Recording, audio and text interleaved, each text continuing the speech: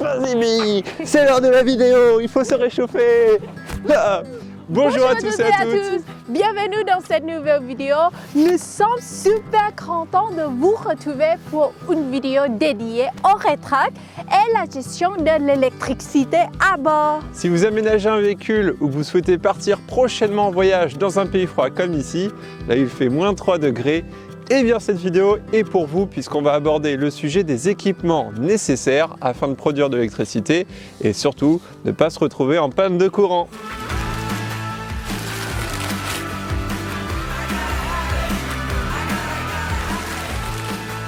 Dans un premier temps, on va vous montrer notre équipement à l'intérieur du rétruck parce que je trouve que c'est plus visuel que vous donner des chiffres. Si je commence à vous parler en watts, pour certains objets, et bien là je risque d'en perdre un certain nombre. Tout marche à l'électricité comme le frigo, les plaques de cuisson, le chauffe-eau là-bas, le chauffage électrique et le plus important pour moi, Non, Bi, sèche-cheveux. pas le sèche-cheveux, c'est trop abusé.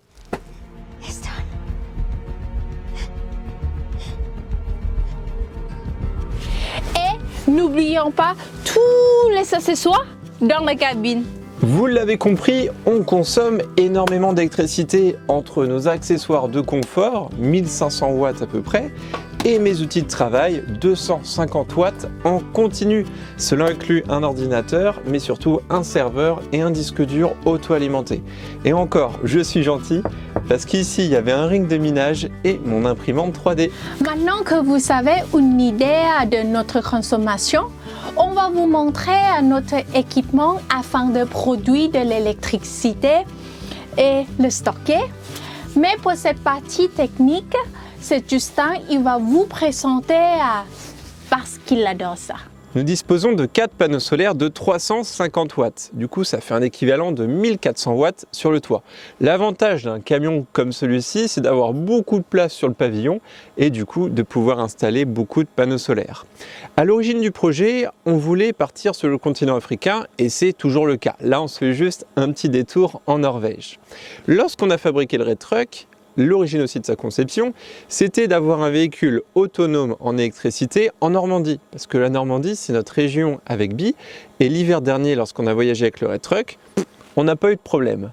Par contre, ici, en Norvège, ce n'est pas du tout le même cas. Alors, je pourrais vous dire exactement combien je produis en électricité grâce à mes panneaux photovoltaïques maintenant, mais le chiffre est tellement ridicule que je préfère vous dire 0 watts.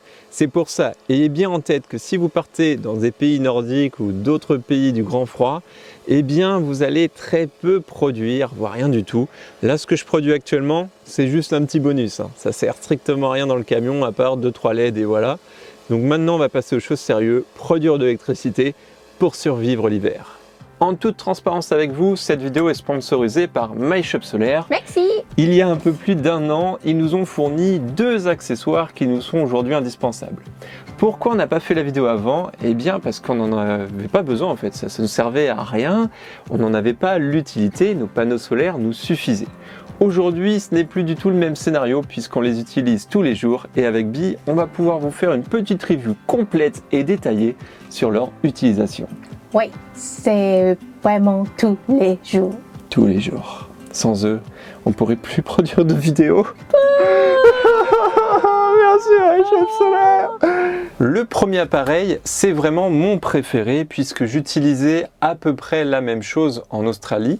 C'est un Orion Smart qui est en gros un coupleur. Sa fonction, c'est de connecter la batterie du porteur, donc du camion, à la batterie cellule ici pour l'habitacle. Dès que l'alternateur du véhicule est allumé, dès qu'il tourne, il le détecte et aussitôt il vient faire, on va dire, un pont entre la batterie moteur et qui recharge la batterie cellule. Nous avons un 24-24 car nos batteries moteurs sont en 24 volts et nos batteries cellules sont aussi en 24 volts. Lorsqu'on roule, on produit généralement 350-400 watts et pour vous donner une idée de nos semaines, on conduit à peu près 5 jours par semaine. Le reste, on se pose dans des endroits pour travailler.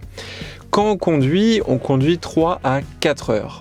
Et une journée classique dans le rétruck, c'est-à-dire une demi-journée plus une nuit, on va consommer 20% d'autonomie à vivre dans la cellule. C'est-à-dire qu'il nous reste 80% d'autonomie. Et bien lorsque je conduis mes 3 à 4 heures quotidiennes, eh bien on recharge à peu près 10%. L'Orient Smart, vous pouvez le trouver sur le site de MyShop Solaire. Vous allez voir que le prix est peut-être légèrement plus élevé que chez la concurrence, parce que l'expérience d'achat est différente. Là, vous n'allez pas vous retrouver tout seul sur un site à acheter un produit, vous avez une vraie équipe de professionnels derrière qui vont vous aider à choisir le bon coupleur, parce qu'il y en a plein, et en fonction de votre véhicule, si c'est un Euro 5, Euro 6, etc., de votre alternateur, les alternateurs ont des différentes puissances en ampérage, de vos cellules, si vous avez du lithium, du gel, de l'acide, etc., enfin de vos batteries, pardon, dans la cellule, l'équipe MyShop vont vous conseiller. Et croyez-moi, en électricité, et surtout aujourd'hui avec toute cette technologie, on peut se sentir bien seul, donc c'est important d'être conseillé, et c'est pour ça qu'il y a peut-être une légère augmentation au niveau du prix, au final, par rapport à l'achat tout seul sur un site, en mode vas-y, je tente de faire une réduction de 5%. Mais il y a des risques derrière que le véhicule prenne feu. Comme son nom l'indique, il est smart, c'est-à-dire que ce petit objet, il a deux fonctions. La première, comme là-bas, c'est un chargeur. La deuxième, il peut aussi servir d'alimentation. Qu'est-ce que ça veut dire? En gros, ici, j'ai des batteries 24 volts qui permettent d'utiliser certains accessoires dans le camion, mais les LED ou tout ce qui est les batteries pour les drones, les radios, ça c'est du 12 volts. Et le Smart Orion en mode alimentation, il vient me sortir du 12 volts. Et ça c'est trop bien. On peut donc dire que c'est un convertisseur 24-12 volts et celui-ci a une puissance de 360 watts. Donc en gros j'additionne tous mes objets et j'essaye de ne pas dépasser 360 watts. Ça par exemple c'est juste 10 watts. Maintenant que vous avez compris un peu comment ça fonctionne, on va parler de ses points positifs et négatifs. Il y a quelques points négatifs malgré tout. Il faut savoir qu'il marche que dans un sens, c'est-à-dire que lui, il ne peut pas venir recharger les batteries moteurs avec les batteries cellules. Ça, c'est pas possible. À l'inverse, il y a un autre appareil qui s'appelle le Cyrix. Je le connais bien parce que je l'ai déjà utilisé dans le Red Truck et je l'ai retiré parce que pour notre utilisation, le Cyrix n'est pas parfait, étant donné que c'est un appareil qui s'allume, qui se déclenche à une certaine tension des batteries. Et nous, je vous ai dit, on chute jamais ou rarement en dessous de 80% journalier. Donc le Cyrix, c'était pas bon pour nous. Néanmoins, en Australie, j'avais un Cyrix et c'était parfait pour mon usage. Ensuite, je trouve qu'il émet beaucoup de chaleur. Alors il faut le placer dans un endroit assez aéré, hein. C'est le cas pour nous. Nos meubles sont très aérés, mais je trouve voilà, qu'il faut vraiment faire attention à ça. Ensuite, au niveau de ses points positifs, eh bien, l'interface de l'application est vraiment très simple à utiliser. C'est visuel, c'est du Victron Energy de toute façon, donc niveau expérience utilisateur, ils sont très bons. Et pour l'installation, aucun souci, c'est vraiment très simple. En plus, sur le site de MyShop Solaire, ils donnent gratuitement des brochures d'installation, ils font des vidéos sur YouTube, donc vraiment, si vous n'arrivez pas à installer ça, j'ai des questions à me poser. Même moi j'y arrive, donc là tout le monde peut réussir à l'installer soi-même. Ensuite, un point méga important, c'est que lui, quand il est en mode chargeur, il charge la batterie à 100%. La plupart des coupleurs séparateurs, ils vont recharger par palier. C'est-à-dire qu'une fois que vous arrivez à 90%, hop, le truc il s'éteint, il a fini de recharger, parce que pour lui c'est suffisant. Or celui-ci, il nous fait des recharges complètes, absorption et flotte pour ceux qui connaissent. Donc vraiment, ça c'est bon. Et il est compatible avec toutes les batteries comme je l'ai dit. Concernant le prix, il faut compter de mémoire 275 €. C'est vite amorti. Vraiment, c'est un budget, je vous l'accorde, mais c'est très vite amorti si on compare sur un voyage de longue durée le prix de l'électricité dans des bornes de recharge camping-car par exemple. Enfin, pour recharger des batteries à 100%, on a trouvé une deuxième solution. J'utilise une solution, donc je suis vraiment pas fan, le groupe électrogène, mais je dois avouer, cette solution nous sauve énormément en Norvège. Cette solution, vous pouvez la retrouver sur le site de MyShop Solaire. Si le site n'a pas changé depuis que la vidéo est sortie, je possède le plus petit, c'est-à-dire qu'il pèse que 14 kg, donc il est plutôt léger pour un groupe électrogène. C'est plus facile pour moi pour le ranger dans le camion et surtout dans tous mes coffres. C'est pour ça que j'ai choisi ce petit parce qu'il est compact.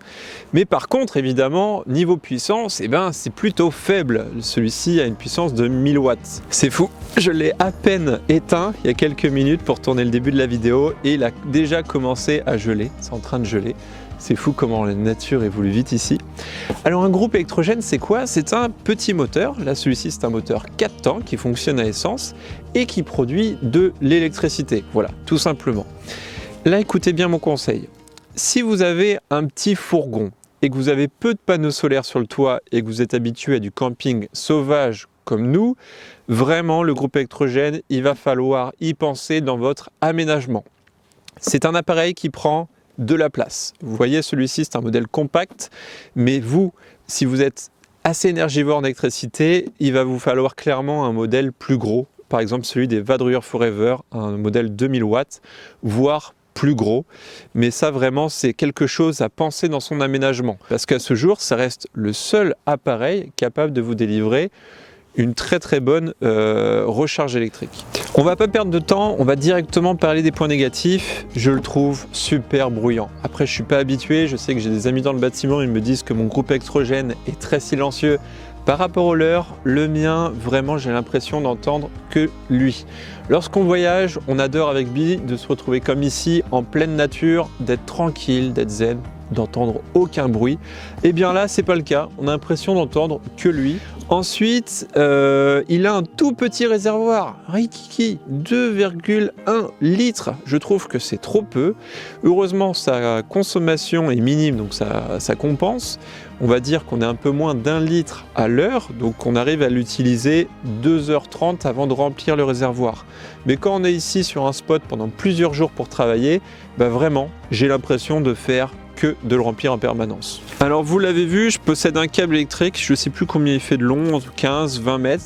Et du coup, bah, notre stratégie, c'est de mettre le groupe électrogène le plus loin du camion pour descendre en décibels. Et je pense qu'à l'intérieur, on doit être à 35, 40 décibels, non, même peut-être moins. Le point positif, c'est que c'est un appareil très simple à utiliser. Vraiment, il démarre nickel, c'est basique, il y a peu d'entretien.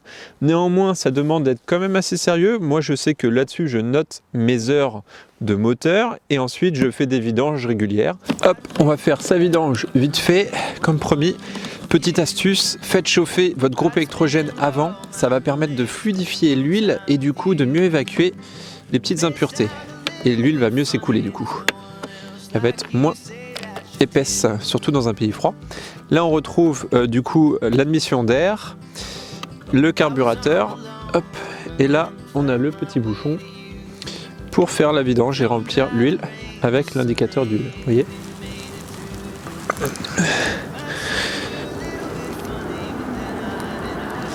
Pas d'huile par terre, donc tiens bien. Oui, c'est bon. Hop, super. T'as le chiffon ? J'arrive. Ok. Tac. Et je vous rassure, aucune goutte n'est par terre. Ça, je fais vraiment attention. Tac, merci Bi. Parfait. Et là, je remplis et après, on va vérifier avec le petit indicateur si on a assez d'huile. Et là, je suis bien à niveau. Donc, c'est parfait. Hop, on essuie bien. Donc, la boîte à air, celle-là, je donne un coup de soufflette en la démontant de temps en temps. Et puis, le reste, vous voyez, c'est tout basique. Et si vous vous demandez où est la bougie, eh bien, elle se trouve juste ici, sous le petit cache anti-parasite. Voilà, très facile à changer. Alors, on va l'allumer, comme ça, vous allez vous rendre compte comment ça fonctionne. Donc là, je le mets sur on. Je mets le starter, vérifiez bien que vous avez bien de l'essence. D'ailleurs, vous avez vu, il y a un petit filtre à tamis pour les impuretés. Ça, c'est plutôt bien pensé. Je mets les vents sur off. Je vais pomper la pipette pour amorcer.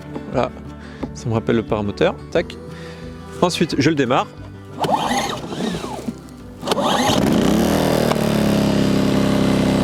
J'éteins le starter.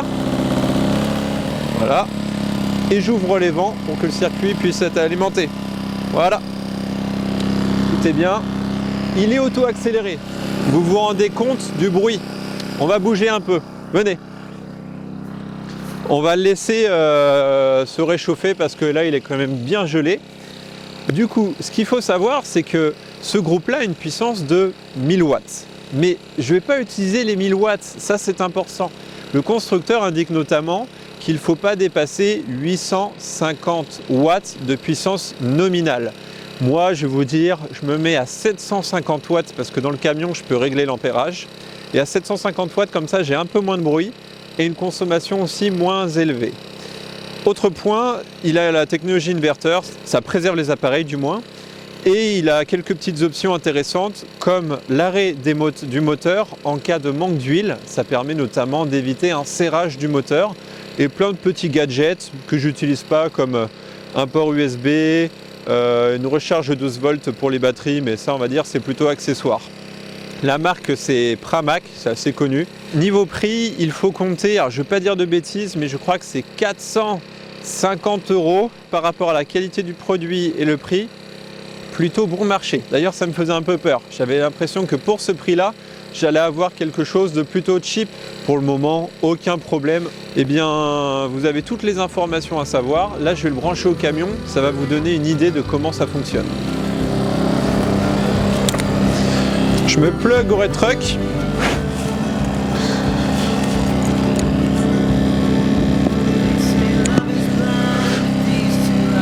Hop. Voilà, on évite d'avoir des nœuds et des... Ça pourrait mettre le feu, mais bon, je pense pas avec ce câble-là. Je vais nettoyer la prise parce qu'elle commençait déjà à avoir de l'humidité et à geler. Ça va très vite hein, ici. Hop là. On peut se mettre à la terre, mais là pour la vidéo, on fera juste un petit test. Là, il est branché. Sur ma prise, j'ai un témoin lumineux et maintenant tout va se passer dans le Red Truck. On va pouvoir choisir la puissance qu'on souhaite lui prendre. Alors ici, j'ai un petit écran multicontrôle qui me permet d'être connecté à mon convertisseur 230 volts. Là, je vais cliquer sur Charger Only. On attend un petit peu. Il se connecte à notre groupe électrogène. Alors pourquoi j'ai mis ce petit accessoire? Ça me permet tout simplement de choisir le courant limite que je souhaite pomper. Par exemple, si je vais, je sais pas, dans un camping, dans un pays où il ne peut pas délivrer au-delà de 16 ampères, eh bien je vais pouvoir, au lieu de faire péter les plombs, je vais pouvoir récupérer 4 ampères, 5 ampères, choisir le courant limite. Et c'est le cas, parce que là on a un petit groupe électrogène qui délivre 700 watts. Donc là, on voit que actuellement ma consommation est de 90 watts. Et là, attention, j'accélère la bête. Vous allez l'entendre. Et je le monte progressivement. On est passé de 90 à moins 30 watts. Et je vais le monter jusqu'à 4,5. Voilà, c'est le courant limite que je lui donne. Et 4,5, on va monter à peu près aux alentours de 700 watts. Attendez un peu. Là, il est auto-accéléré. Donc ça, c'est vraiment bien.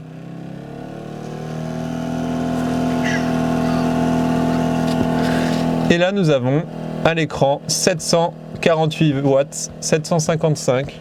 Voilà, donc là maintenant, on recharge. Ça y est, on est envoyé en bulk, on va passer en absorption dans quelques heures et ensuite on flotte.